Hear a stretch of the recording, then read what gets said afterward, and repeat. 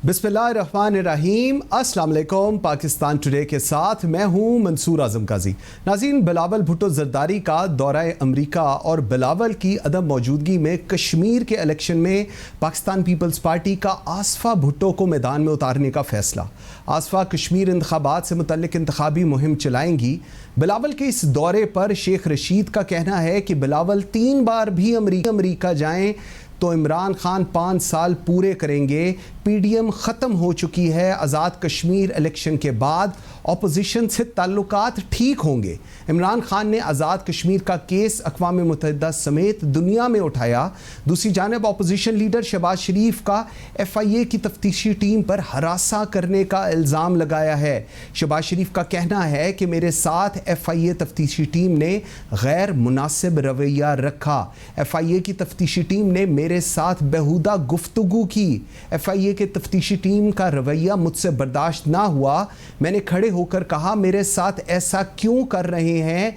तो FIA के अफसरान ऊंची ऊंची आवाज़ में हंस कर मेरा मजाक उड़ाना शुरू कर दिया। प्रोग्राम के फर्स्ट सेगमेंट पे इसमें बात करते हैं। वेरी ग्रेटफुल, मुझे ज्वाइन किया है नाहिद ने, रुकन कौमी असम्बली हैं, पाकिस्तान तहरीक इंसाफ को रिप्रेजेंट कर रही हैं। कराची से ही मेरे साथ हैं सैयद अवैस कादिर शाह, प्रोविंशियल मिनिस्टर हैं सिंध के, पाकिस्तान पीपल्स पार्टी को रिप्रेजेंट कर रहे हैं। और लाहौर में मेरे साथ हैं अली परवेज़ मलिक, रुकन कौमी असम्बली हैं, पाकिस्तान मुस्लिम लीग नून को रिप्रेजेंट कर रहे हैं। बहुत शुक्रिया जी आपका।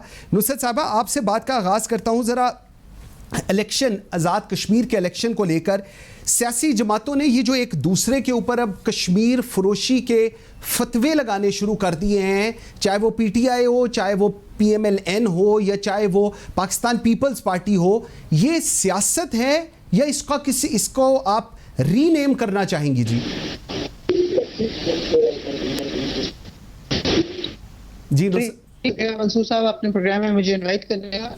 ये एक ऐसी चीज है जिसके ऊपर मेरे ख्याल में जितना अफसोस किया जाए उतना कम है, क्योंकि ये 2 पार्टीज वो थी जिन्होंने अपने टेन्योर में कभी कश्मीर का नाम लिया ही नहीं, कभी कश्मीर की ही नहीं। कहते हैं कि प्राइम मिनिस्टर जाके कश्मीर को बेच आए। प्राइम मिनिस्टर तो हमारे UN में जाके पहली दफा उन्होंने कश्मीर के बारे में बात की, लोगों को बताया कि उनके ऊपर क्या क्या तशद्दुद हो रहे हैं, किस किस किस्म की जिंदगी वो गुजार रहे हैं। लोगों को तो कुछ पता ही नहीं था, क्योंकि इंडिया तो अपनी खूबसूरती पेश करता है। इंडिया तो अपनी कश्मीर की वो अनारकली बना के पेश करता है वहां पे कि जी कश्मीर की कली है, ये इतनी अच्छी जिंदगी गुजार रहे हैं ये लोग। इनको अपने जमाने में इस बात का क्यों ख्याल नहीं आया कि कश्मीर के मुतालिक बात करते हैं? आपको पता है मौलाना फजलुर रहमान 13 साल रहे हैं चेयरमैन, उनकी फाइल खाली है, एक लफ्ज उन्होंने नहीं लिखा, ना कभी उन्होंने एक लफ्ज बोला कश्मीर के लिए। किस मुंह से ये लोग बात करते हैं कि प्राइम मिनिस्टर उसको बेच है? खुदा न खासा, जितना ज्यादा प्राइम मिनिस्टर ने आवाज बुलंद की है, ये अपनी हिस्ट्री निकाल के देख लें, कभी इन लोगों ने ऐसा किया?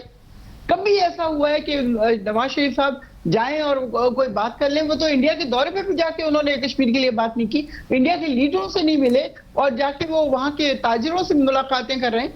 तो ये किस किस्म की गुफ्तगू है भाई? किस किस्म की बातचीत है? आप ब्लेम गेम जरूर करें, लेकिन वहां तक करें जो कि लोगों की समझ में भी आए। लोग क्या अब तक जानते नहीं है कि क्या हो क्या गया है और क्या हो रहा है? क्या आप कश्मीर को एक्चुअली, आपके चूंकि वहां पे तिजारती ताल्लुकात थे, वहां पे आपके बेटों के कारोबार थे, आपको पता है कि बगैर वीजे के मोदी साहब चले आ रहे हैं दंदनाते हुए लाहौर में, और वो शादी अटेंड कर रहे हैं, और जी उनके जो एक वजीर साहब हैं वो मरी चले जा रहे हैं बगैर वीजे के। ये कैसे, किस मुल्क में आज तक ऐसा हुआ है कि लोग इस तरह जाके और अपने आप को बगैर वीजे के पेश कर दें? जी हम तो आ गए, हाथ में हाथ पकड़ के आप उनको लेके जा रहे हैं रेड कार्पेट पे। मतलब क्या इस बात का मुझे बताएं, वजीर आजम कहाँ पे आपको ऐसा नजर आता है कि वजीर आजम ने बेच दिया? वजीर आजम तो अमेरिका अगर गए थे तो वो सालिसी करवाने गए थे, ये नहीं पता था कि वो अमेरिका और इंडिया पहले से मिले हुए हैं और इन लोगों ने ये तबाही मचानी है, और वो मचा दी उसके फौरन। ठीक हो गया, आपका पॉइंट आ गया। शाह साहब, मुझे जरा बताएं, बिलावल भुट्टो अमेरिका जा रहे हैं, एक तो उनकी एब्सेंस में आसफा कश्मीर की ये जो कैंपेन हो रही है उसको देखेंगे, लेकिन शेख रशीद ने कहा है कि 3 दफा भी चले जाएं तब भी कुछ नहीं होगा, और इमरान खान साहब जो हैं वो अपना टेन्योर पूरा करेंगे। थोड़ा ये भी बता दें, बिलावल के जाने की वजह, chief minister Sindh already America में है, कोई खास डिस्कशन होनी है जी इस वक्त, या क्या आप समझ रहे हैं इसको?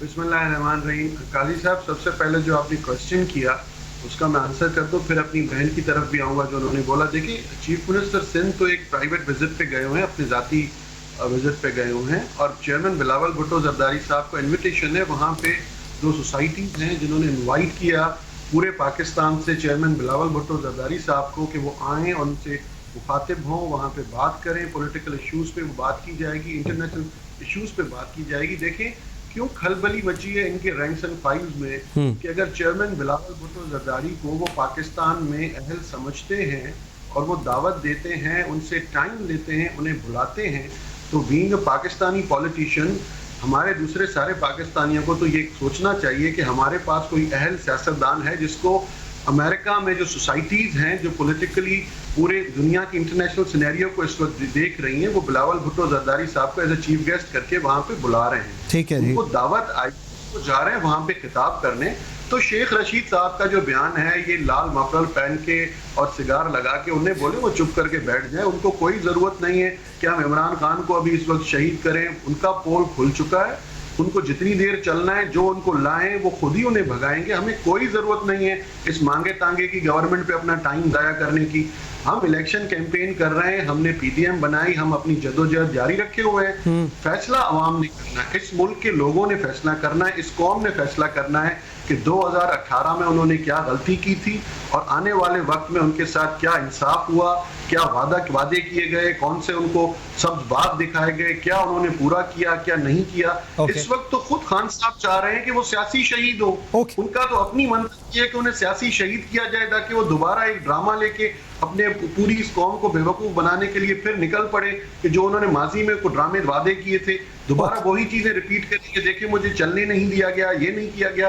तो हम इस पे कोई वो नहीं करना चाह रहे। चेयरमैन बिलावल भुट्टो साहब जिस विजिट पे जा रहे हैं मैंने बता दिया। और मेरी बहन ने कहा मैं शाहजी मुझे जरा एक दफा, मैं इस पे आपके पास दोबारा आ रहा हूं। शाहजी इस पे आपने बिल्कुल जवाब देना है। मैं जरा एक दफा अली को अंदर ऐड अप कर लूं। अली, ये जो कश्मीर के इलेक्शन हो रहे हैं एंड ऑल दैट, जिस तरह की कश्मीर फरोशी के इल्जामात लग रहे हैं, अभी नुसरत वाहिद भी कह रही हैं, आप लोगों पे उनका है कि जी मोदी पाकिस्तान आए विदाउट वीजा, उसके बाद वो जो बिजनेसमैन मरी गए थे विदाउट वीजा। असल तो दोस्त आप हैं हिंदुस्तान के, आप लोग कह रहे हैं कि इमरान खान कश्मीर का सौदा कर रहे हैं। जी, बिस्मिल्लाहिर्रहमानिर्रहीम। बहुत शुक्रिया मंसूर मियाँ, आज आपने अपने प्रोग्राम में याद किया।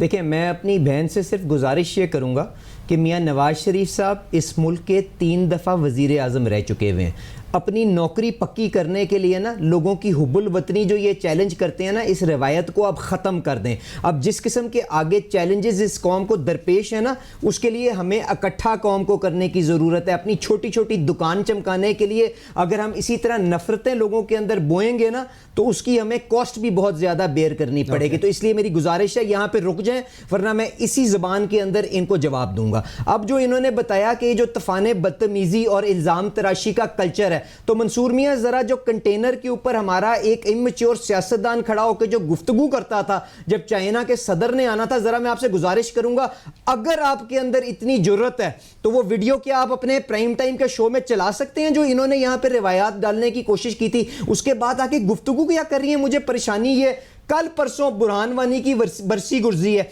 मुझे बताएं, वजीर आजम साहब को तो छोड़ें, वो तो नौकरी अपनी क्या करेंगे या क्या ना करेंगे वो अपनी जगह पे। फॉरेन ऑफिस के अंदर कोई एक फंक्शन हुआ था जहां पे हम बुरहान वानी साहब का नाम लेके एक्नॉलेज करते हैं उनकी जो खिदमात हैं इस कॉज के लिए। मियां नवाज शरीफ ने बुरहान वानी का जाके क्या यूनाइटेड नेशन जनरल असेंबली में नाम लिया कि नहीं लिया? यहां पे आके सियासत हम करें नेशनल इश्यूज पे? ये तो इतने कम ज़र्फ हैं, ना अभिनंदन के ऊपर इकट्ठे हो सके, ना आज नेशनल सिक्योरिटी की मीटिंग में आ सके, ना कश्मीर 370 के अंदर जो हुआ वो उसको चैलेंज करने के लिए प्रैक्टिकल कोई स्टेप ले सके। ये ले मैं ताली बजा देता हूं, एक बहुत अच्छी तकरीर की, उसके बाद प्रैक्टिकली क्या किया? आप तो इतने कम ज़र्फ और नालायक हैं, आपने हर जुमे वो मोमबत्ती जलानी थी, 2 मिनट की खामोशी करनी थी, आप तो अगले जुमे उसको नहीं इंप्लीमेंट कर सके। और हम आपको नालायक इसलिए कहते हैं, 70 साल में जो कश्मीर के अंदर नहीं हुआ वो आपने 3 साल के अंदर करके दिखाया है, इसलिए हम आपके ऊपर इल्जाम लगाते हैं। वो जो गुलबशन यादव के ऊपर आप बड़ी बड़ी बातें करते थे,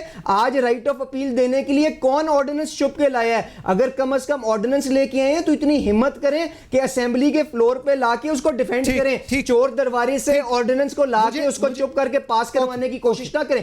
फिर भी इन सारी बातों के बाद मैं आपसे गुजारिश करूंगा, अपनी जिम्मेदारी का एहसास करें। जो अफगानिस्तान के अंदर आगे सूरत हाल बन रही है, जो कश्मीर का इलेक्शन आगे आ रहा है, उसके उसके अंदर इस कौम को समेटने की कोशिश करें। आपने ये नफरतें बोने की बहुत सियासत कर ली और उसकी वजह से मुंह की भी खानी पड़ी है। हर जगह जमानतें अपनी जब्त करा ली, उसके बाद भी पॉइंट आ गया। अच्छा नुसरत साहिबा, एक तो आई रियली वांट आप इस पर रिस्पॉन्ड करना चाहें जरूर कीजिएगा, लेकिन मुझे ये बताएं कि वो जो हम बात करते हैं कि जी प्रैक्टिकली कश्मीर में कौन जीतने जा रहा है, मेन पार्ट स्टेक होल्डर्स वहां पर जो है, सो इसके अंदर हुकूमत ट्रेंड यही रहा है कि जिसकी वफाक में हुकूमत होती है उसकी कश्मीर के अंदर भी होती है और जीबी के अंदर भी। जीबी का हमने रिजल्ट देख रही है, लेकिन इस सारे सिनेरियो के अंदर नून लीग बड़ी ऑप्टिमिस्टिक है, ऑल द पीपल्स पार्टी भी बड़ी ऑप्टिमिस्टिक है कि जी कश्मीर का इलेक्शन हम लोग जीत जाएंगे।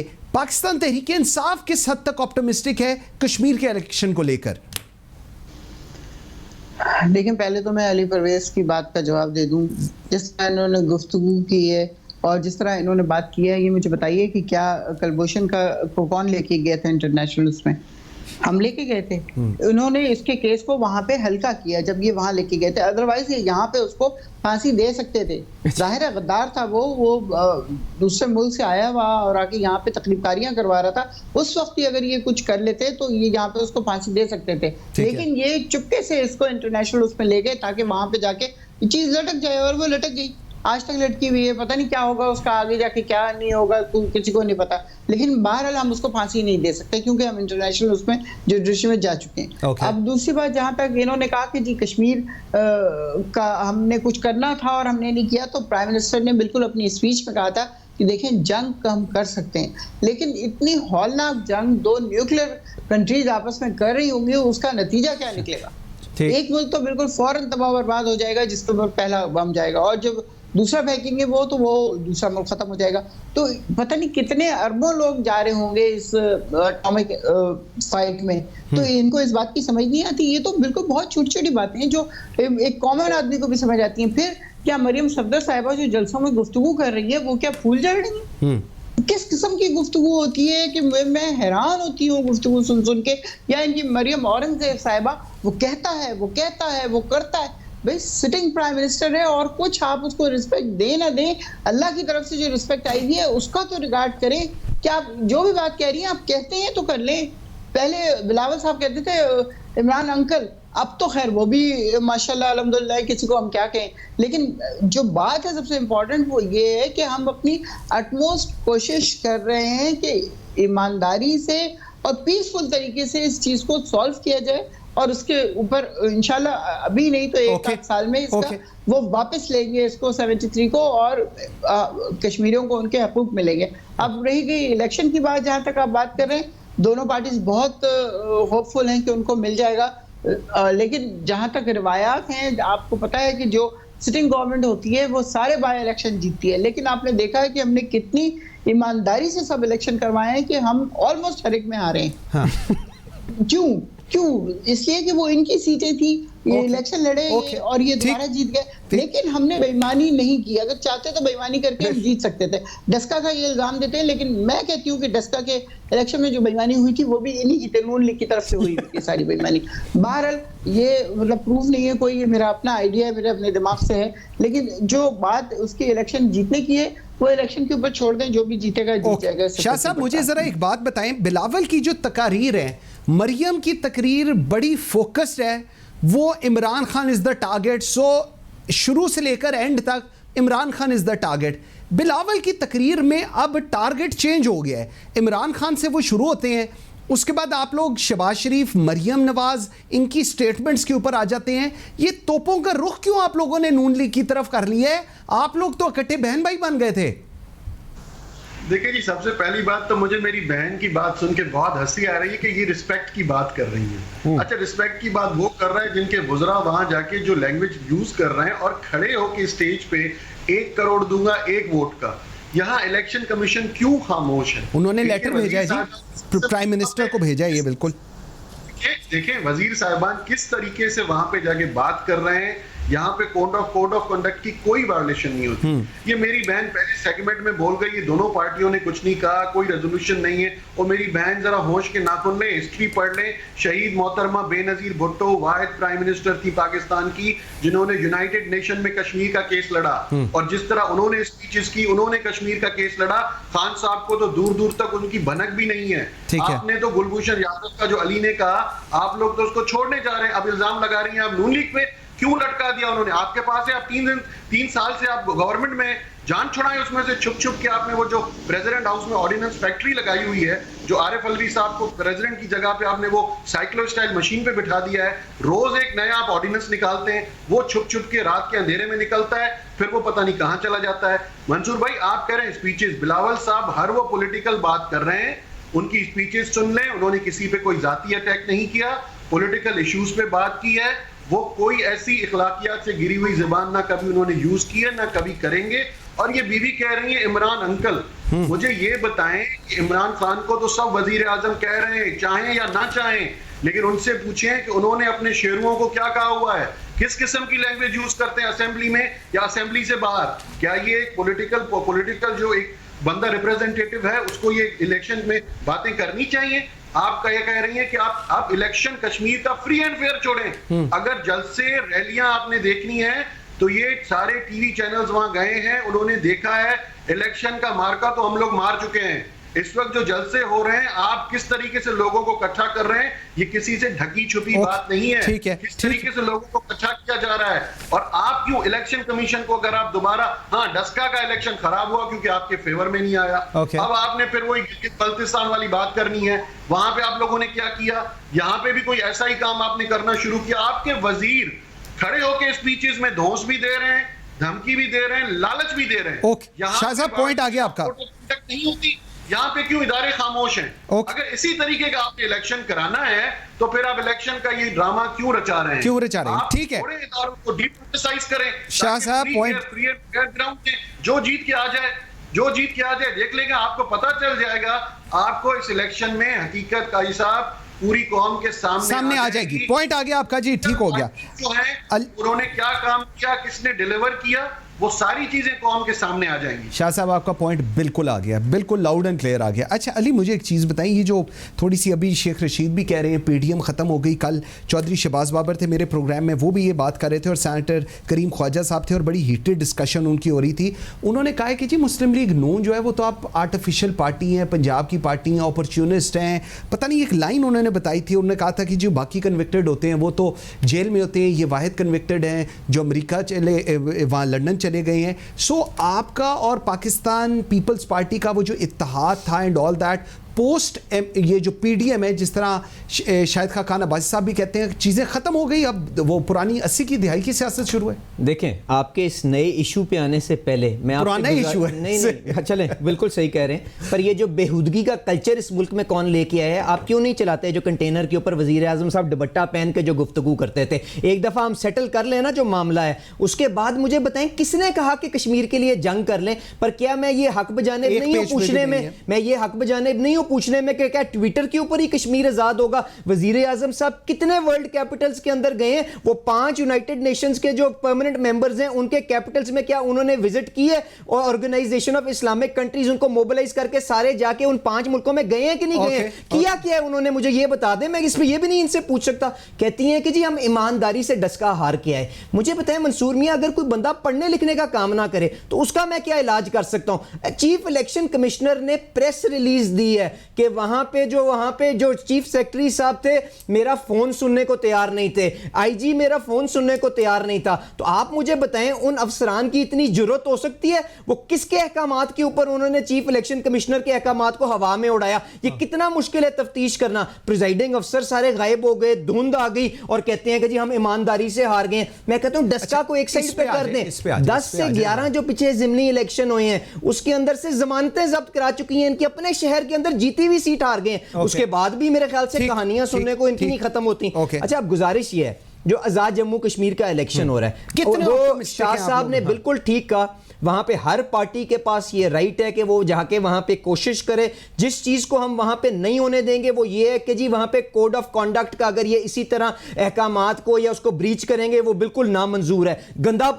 वो जो गंडापुर साहब हैं जो आज लिफाफे देते हुए नजर आए, उन्होंने पहले जाके नहीं कहा कि करोड़ करोड़ रुपए दूंगा हर वोट के पीछे। किधर है इलेक्शन कमिश्नर? सोया हुआ है उसका नोटिस लेने के ऊपर। और दूसरी चीज जो हम होने नहीं देंगे, अगर इन्होंने रिजल्ट और मैंडेट चुराने की कोशिश की तो हमारे वर्कर जो वहां पे मौजूद हैं वो चार्ज हैं, वो जानते हैं कि ये जो झूठे हैं, पहले कहते थे कि यहां पे सरप्लस बिजली है, पिछले 3 सालों के अंदर आज वर्स्ट लोड शेडिंग हो रही है, जबकि आपके पास पावर की प्लांट के यहां पे मंसूबे मौजूद हैं। महंगाई आसमानों को बातें कर रही है, चीनी 100 रुपए किलो से ज्यादा है। उसके बाद यादेव का मामला कश्मीर के अंदर जो पिछले 3 साल के अंदर हो गया। तो मुझे एक वजह तो बता देना कि वो इनको वोट देंगे। अगर कोई ऐसी वजूहात ही नहीं है, ज़िमनी इलेक्शन के रिजल्ट सामने है, तो इनको क्या चुप करके जो ये कर सकते हैं, कम से कम अपनी इज्जत बचा लें, इनके वजीरों को ना वहां पे भेजें। अब आ जाए पीडीएम के ऊपर। जो आप मैं बिल्कुल आ गया। देखें पीडीएम के अंदर जो नुकसान हुआ है वो आप बिल्कुल ठीक कह रहे हैं, उसका इनडायरेक्टली फायदा।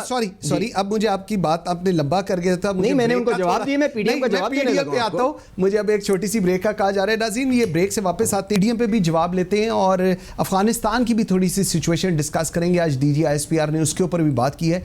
मेरे साथ रहिएगा।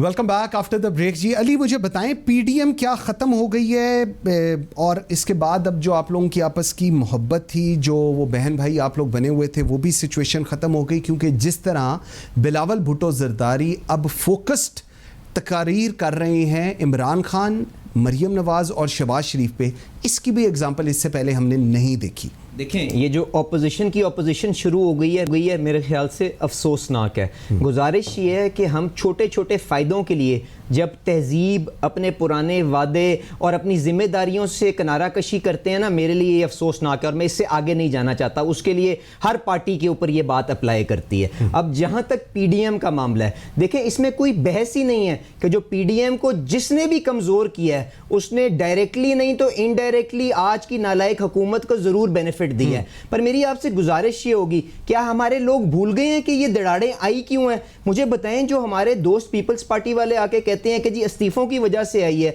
तो मुझे बताएं लॉन्ग मार्च का तो एजेंडा ऑलरेडी डेफर हो गया हुआ था। ये कतन उसकी वजह से नहीं आई, क्योंकि जब कंसेंसस डेवलप होना था उसके बाद ही लॉन्ग मार्च होनी थी, और लॉन्ग मार्च के बाद किस मंतकी अंजाम के ऊपर आपने उस इवेंट को कंक्लूड करना है, ये कंसेंसस के साथ होना था। और जब तक ये कंसेंसस नहीं हुआ तो वो फैसला डेफर हो गया था। प्रॉब्लम उस वक्त हुई है, प्रॉब्लम उस वक्त आगे आई है जब हमने अपने वादों के ऊपर यू टर्न लिया है। और वो किसने लिया है? छोटे छोटे ओहदों के पीछे। मुझे अच्छा नहीं लगता, शाह साहब यहां पे बैठे हैं, उनके एहतराम में मैं इस बात को आगे नहीं जाना चाहता, पर बात यह है कि अगर आप अपने वादों के ऊपर यू टर्न ले लेंगे, अपनी बातों को पूरा नहीं करेंगे, तो कोई भी जो इत्तेहाद होता है उसका जो फाउंडेशन होती है, जो बिल्डिंग ब्लॉक होता है, वो इत्तेमाद, तो इत्तेमाद को ठेस पहुंचती है। जब इत्तेमाद को ठेस पहुंचती है तो वो तहरीक कमजोर होती है। तो ये इतना इसके पीछे ये बैकग्राउंड है। पर आज फिर भी यहां पे शाह साहब एक रीजनेबल आदमी है, गुजारिश करूंगा कि हमें ये दूरियों को कम करने की कोशिश करनी चाहिए, ताकि हम इस इत्तेहाद को, इस तहरीक को ताकतवर बना सकें और लोगों का इस नालायक जो महंगाई जिन्होंने इतनी इस मुल्क के ऊपर डाल दी है कि आज गरीब आदमी का जीना मुश्किल हो गया है, हम इनको टफ टाइम दे सकें। और ऑपोजिशन को आपस में ऑपोजिशन करने की जरूरत नहीं है, हमारा वो मकसद होना चाहिए। अच्छा नुसरत वाहिद साहब, अब ये जो पीडीएम की सिचुएशन है, अभी शाह साहब से भी इस पे जवाब लेते हैं, इसका एक फ़ायदा जो अपेरेंटली नज़र आता है सबको, वो ये है कि पाकिस्तान तहरीक इंसाफ के पास रूम क्रिएट हो गया है आराम से अपना टेन्योर पूरा करने का और डिलीवर करने का। क्या आप आपका इसके ऊपर क्या व्यू है? जी मुझसे बात की जी जी जी आवाज कट रही थी नुसरत साहब। देखिए, जहाँ तक टेन्योर की बात है, टेन्योर हम पहले भी पूरा कर रहे थे। एक इन लोगों ने जो अपनी पीडीएम शुरू की थी, वो right from the very beginning, आप मेरे अगर बयान देखें मुख्तलिफ प्रोग्रामों में टीवी के, तो आपको पता चल जाएगा कि मैंने बिल्कुल शुरू से कहा था कि ये जो कुछ भी करना चाह रहे हैं इन्हें करने दिया जाए। बिल्कुल रोकने की जरूरत नहीं, कोई हर्डल बनाने की जरूरत नहीं है, कोई जलसे जुलूस इनके जो हो रहे हैं उनको रोकने की जरूरत नहीं है। ये एक अननेचुरल आप समझ लें कि यूनिफिकेशन थी, जिसको वक्त जो है खुद प्रूफ कर देना था वक्त ने, और वक्त ने प्रूफ कर दिया कि दो डिफरेंट माइंड के लोग, दो डिफरेंट थिंकिंग के लोग, दो डिफरेंट आप समझें कि आइन के लोग, जिनकी जमातों की पॉलिसीज एक दूसरे से नहीं मिलती, और जो दोनों एक दूसरे के हमेशा दुश्मन रहे। नैब किसने क्रिएट की, नैब के ऊपर मुकदमे किसने क्रिएट किए, ये दोनों एक दूसरे के ऊपर मुकदमे इन्होंने क्रिएट किए, जिसको ये आज भुगत रहे हैं और इल्जाम पीटीआई के ऊपर लगाते हैं। खैर बहरहाल मर्जीन की, लेकिन इनको पता है, दिल से ये भी जानते हैं कि इनके आपस में ये लोग यूनाइट हो नहीं सकते, क्योंकि ये बेइंतहा डिफरेंट लोग हैं। इन्होंने अपनी मौत आप मरना था और वो हो गया, किस्सा खत्म हो गया वो। और अभी आप देख लें बिलावल जरदारी की जबान किस कदर शार्प होती है जब वो जिक्र कर रहे होते हैं इनका नून लीग का, या थोड़ा सा अभी मरियम जो है वो थोड़ा कॉशियस होती है कोई भी बात करने में, लेकिन बिलावल जरदारी नहीं है बिल्कुल। तो जाहिर है ये चीज ऐसी थी जिसको खत्म होना था और वो होगी। ओके शाह साहब, मुझे ज़रा बताएं, जिस तरह अभी अली ने बड़े सॉफ्ट अल्फाज इस्तेमाल किए, उसने कहा जी कि वादों पर यू टर्न लिया है, आप लोगों ने लिया है मेरे ख्याल में, छोटे छोटे ओहदे, और उसने मुझे बताया था चेयरमैन सेनेट की बात इसने मुझे की थी, और उसके बाद शायद खान अब्बासी साहब ने कहा मुझे दुख और अफसोस होता है कि पोस्ट बिकॉज आप लोग पीडीएम का हिस्सा नहीं है, इसलिए इतनी सख्त ज़ुबान इस्तेमाल की जा रही है शहबाज शरीफ और मरियम के लिए। Your comments. कारी साहब देखें, मेरे भाई ने जितनी सॉफ्ट जुबान इस्तेमाल की, मैं उससे भी ज़्यादा सॉफ्ट हो जाता हूँ। With all due respect to all my PML and fellows, जो जितने भी उनके पार्टी लीडरान हैं, मैं अली साहब के यहाँ बैठे हुए हैं, उनको भी ये बताता चलूँ कि कभी भी PDM में कोई भी इनिशिएटिव, कोई भी इनिशिएशन हमारी तरफ से नहीं हुई। वो तल्ख कलामी हो, गुस्सा हो, यू टर्न हो, या पहली बात तो PDM बनाई बिलावल भुट्टो जरदारी साहब का इनिशिएटिव था। बिलावल साहब ने सबको इकट्ठा किया, सब पार्टीज आई, उसमें सारे पॉइंट्स लिखे गए। हमें वहाँ पे PDM में एक चीज डिसाइड हुई थी कि कंसेंसस से फैसले होंगे, ठीक है, अक्सरियत राय वहाँ पे फैसले नहीं किए जाएंगे, ठीक है। 11 जमातें कर, देखिए मेरी बहन ने तो जो बोलना था, अगर इनकी बात पे आते हैं तो इनको क्यों परेशानी थी, अगर ये कह रही है कि अननेचुरल अलायंस था या ब्ला ब्ला ब्ला कुछ भी इन्होंने कहा, तो इनके रैंक्स में तो खलबली मची हुई थी। इनको पूरे 8 महीने 1 साल तो कुछ और सूझ ही नहीं रहा था, और वो सिर्फ PDM पे इनके वज़रा जो बनाए हुए बिठाए हुए इन्होंने मुख्तलिफ किस्म के कहीं से मर्सनरीज पकड़ के, वो तो सिर्फ बयानबाजी PDM पे कर रहे थे। लेकिन PDM में अगर इख्तलाफ हुआ है, मैं भी नहीं चाहता एज अ पॉलिटिकल वर्कर कि ये इख्तलाफ रहे। इनसे बिल्कुल इन नालायकों को, नाअहलों को रूम मिल रहा है।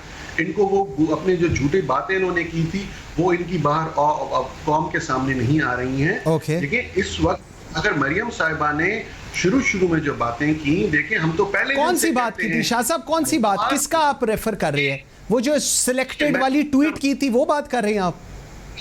कर रहा हूं सिलेक्टेड वाली बात को या उन बातों को, और ये कहता, हम पहले भी कह रहे थे कि हमारे अल्फाज, हमारे रवैये, हमारे लहजे इतने तल्ख और इतने सख्त नहीं होने चाहिए कि दोबारा हम कभी आपस में बैठ ना सकें। ठीक है, लेकिन बिलावल भुट्टो साहब ने अगर बात की है तो इश्यूज की बात की है, पर्सनल अटैक कभी नहीं किया। ठीक है, अगर आप बात छोटे छोटे ओहदों की, तो पाकिस्तान पीपल्स पार्टी के पास एक हिस्ट्री है, एक तारीख है कि कभी उन्होंने हुकूमतों की और ओहदों की परवाह नहीं की, अपने कॉज पे रहे।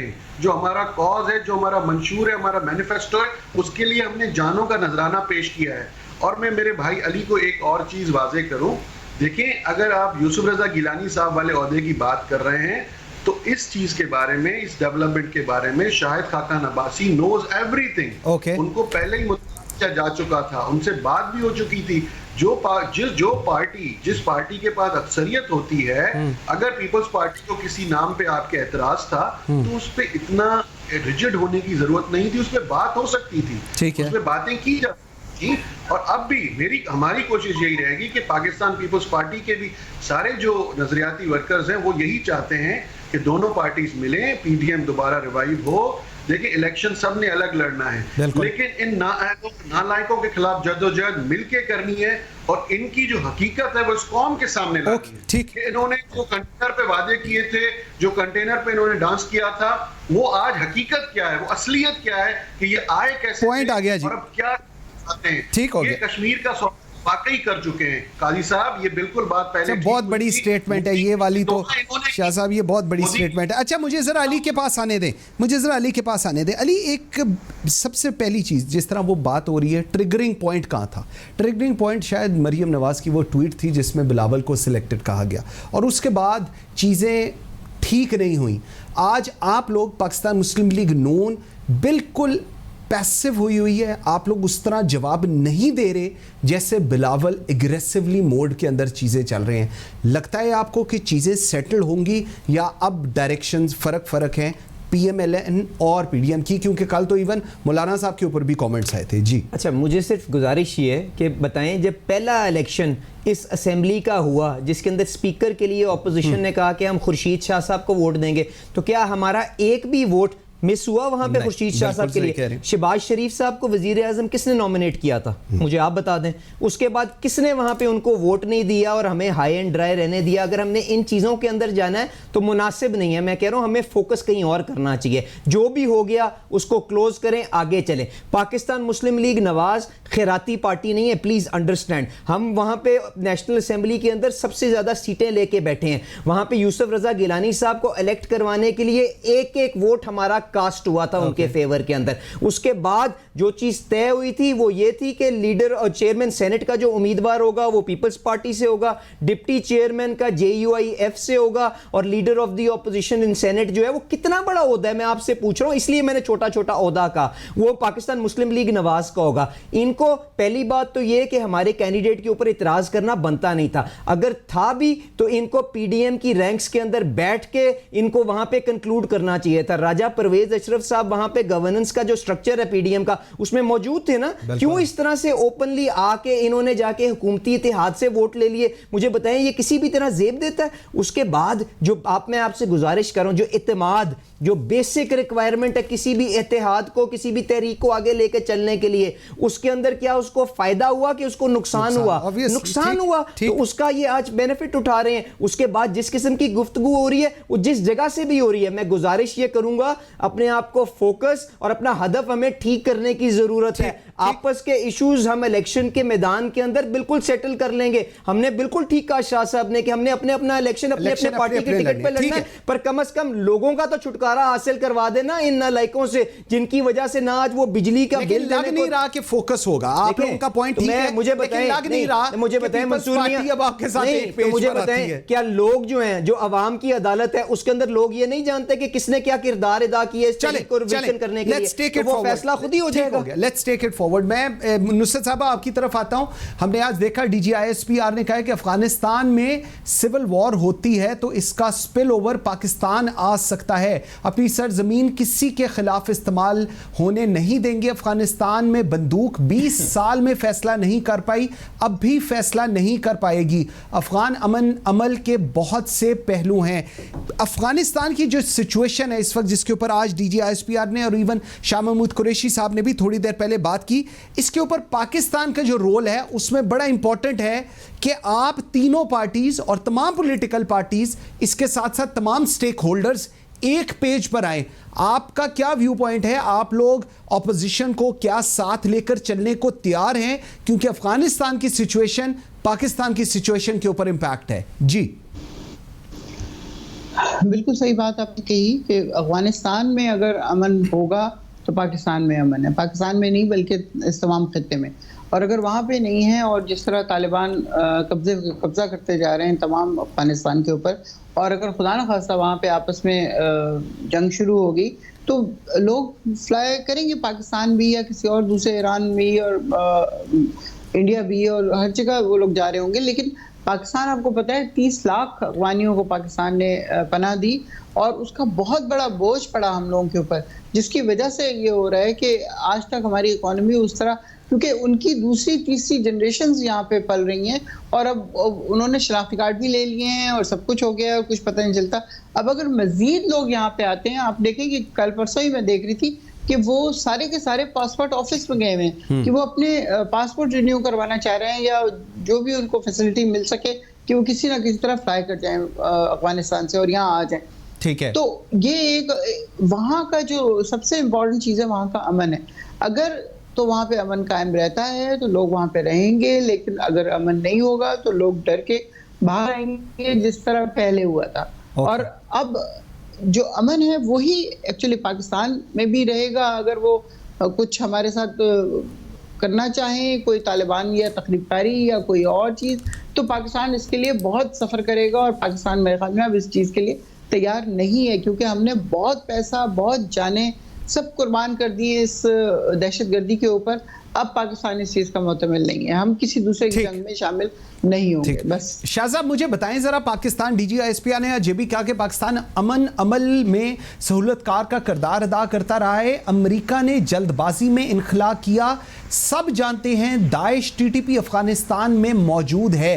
सो जो आपके बॉर्डर की सिचुएशन है, अभी थोड़े दिन पहले हमने इस पर बात भी की थी, हमारे साथ मिलिट्री के लोग भी थे और वो भी जनरल ऑफिसर्स थे फॉर्मर, वो भी ये कह रहे थे कि जी ये जो फेंसिंग का कॉन्सेप्ट है ना कि हमने 90% फेंसिंग कर ली है, 10% कर लेंगे, तो इसका मतलब ये नहीं, वो तो फेंसिंग तोड़ भी सकते हैं। सो इसका मतलब है कि जो आपकी डिप्लॉयमेंट है आर्मी की वो इस साइड के ऊपर फिर सबसे ज़्यादा होगी। हमें पता है दूसरी तरफ हिंदुस्तान की तरफ भी हम लोगों की फौज है, तो इसमें तो आप लोगों का साथ एक पेज पर इकट्ठे कोई फैसला करना बड़ा ज़रूरी है। अब देखिए कारी साहब, कौन नहीं चाहता, जब मुल्क की सालमियत की बात आती है, इस मुल्क की बात आती है, तो always Pakistan comes first. Pakistan Peoples Party के चेयरमैन बिलावल भुट्टो जरदारी साहब ने हमेशा नेशनल कॉज पे, अगर वो कोरोना हो, कोई भी इशू हो, इमरान खान के साथ खड़े होने के लिए कहा कि हम इन कॉजेस पे आपके साथ बिल्कुल साथ देंगे।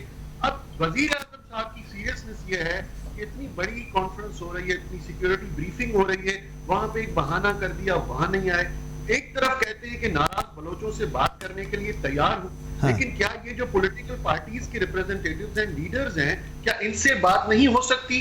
क्या उनको ये भी डर है कि नेशनल असेंबली में बैठ के अगर सारे पार्टी के लीडर्स के साथ बैठ जाएं, उनको ऑन बोर्ड लें, सब आएंगे? मैं यहाँ पे आपको कह रहा हूं कि कोई भी हमारा इशू हो पॉलिटिकल, लेकिन जब पाकिस्तान की बात होगी सब एक जगह पे खड़े हो जाएंगे। लेकिन डिपेंड करता है कि ये नॉन सीरियस ना अहल लोग, जिनकी ना फॉरेन पॉलिसी है, ना कोई इकोनॉमिक पॉलिसी है, ना कश्मीर पॉलिसी है, जिनके पास कोई चीज है ही नहीं, वो किस चीज पे बात करेंगे, क्या करेंगे, क्या कह के सबको इकट्ठा करेंगे?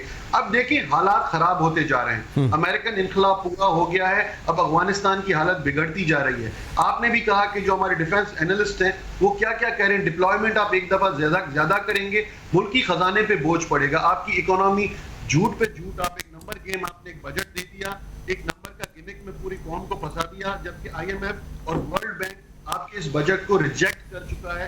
जो आपने डेवलपमेंट की चीजें बताई हैं बिल्कुल कंप्लीटली झूठी, जो पिछले माजी के हुकूमतों की थी वो प्रोजेक्ट्स आपने रख दिए। कौन कौन से सेक्टर में मैं आपको गिनवाऊं जहां पे झूठ नहीं बोला? ओके मैं मुल्क के जी, और एक तरफ ये सबको इकट्ठा करने की बात कर रहे हैं, किस पॉइंट पे इकट्ठा करेंगे? अगर पाकिस्तान की बात है, कौन इकट्ठा करेगा? सारी पार्टीज के लीडर्स असेंबली में बैठे होंगे और खान साहब बहाना करेंगे कि मैं शहबाज शरीफ साहब के मैसेज पे नहीं आया, जब बिलावल भुट्टो जरदारी साहब के मैसेज पे नहीं आया। Let me take it forward जी, ठीक है। अच्छा अली, अब ये भी कहा जनरल साहब ने कि हम अफगानिस्तान में डेडलाइन खत्म कराने के लिए एक हद तक जा सकते हैं, and he was very right about it.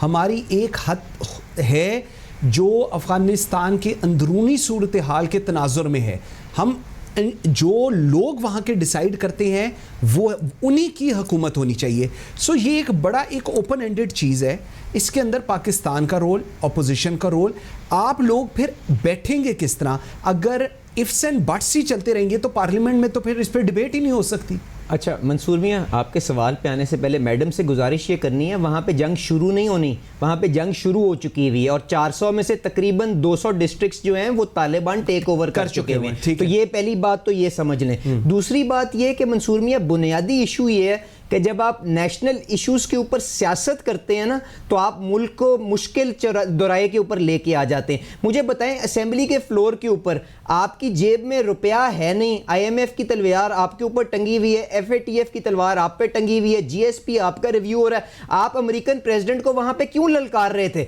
आपने फैसला जो भी करना है कंसेंसस डेवलप करके उसके मुताबिक आप फैसला करें, पर आपको अमेरिका के साथ इंगेज करना पड़ेगा अगर आप चाहते हैं कि वो अपनी जिम्मेदारी वहां पे रखें और एहसास करें कि जी यहां पे वो एकदम इवैक्यूएट नहीं कर सकते। तो इमरान खान साहब उनको क्यों ललकार रहे थे? मुझे आप बता देना इन चीजों की क्या जरूरत है? पर क्योंकि उन्होंने कश्मीर के अंदर चंद सीटें ज्यादा लेनी थी, उन्होंने लोगों को बताना था कि वो कितने बहादुर हैं, तो वो अमेरिका को ललकारते हुए वहां पे पाए गए। हालांकि जब पहले ट्रंप साहब उनके दोस्त वहां पे होते थे जिनके लिए दुआ करते थे मोदी के साथ साथ कि वो इलेक्ट हो जाएं, तो उनके साथ तो ये वर्ल्ड कप जीत के आए थे और सालसी इन्होंने करवानी थी, इंडिया की भी और अफगानिस्तान की भी। अब बात ये है कि हमें एंगेजमेंट करनी पड़ेगी, दुनिया को जो है रियलाइज करवाना पड़ेगा कि पॉलिटिकल सेटलमेंट के बगैर अगर अमेरिका वहां से निकलता है, नेटो फोर्सेस वहां से निकलती हैं, तो कितनी बड़ा वैक्यूम आ जाएगा। तो पावर शेयरिंग के लिए जो पाकिस्तान को अपना किरदार है वो उसके इंस्टीट्यूशंस, उसके इदारे उस वक्त किरदार प्ले कर सकेंगे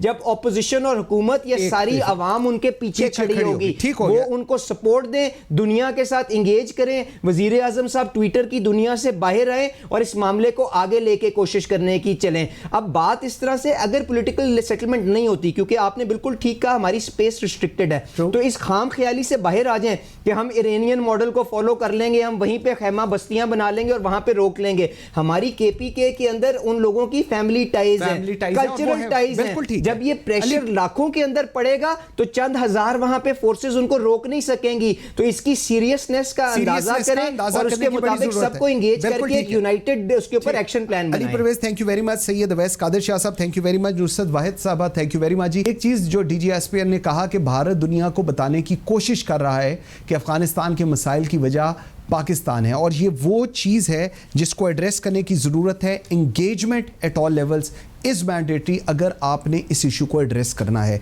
आज के लिए इतना ही, बशर्ते ज़िंदगी। आपसे मुलाकात होगी कल। मुझे मंसूर आज़म काजी को इजाज़त दीजिए। अल्लाह हाफिज़।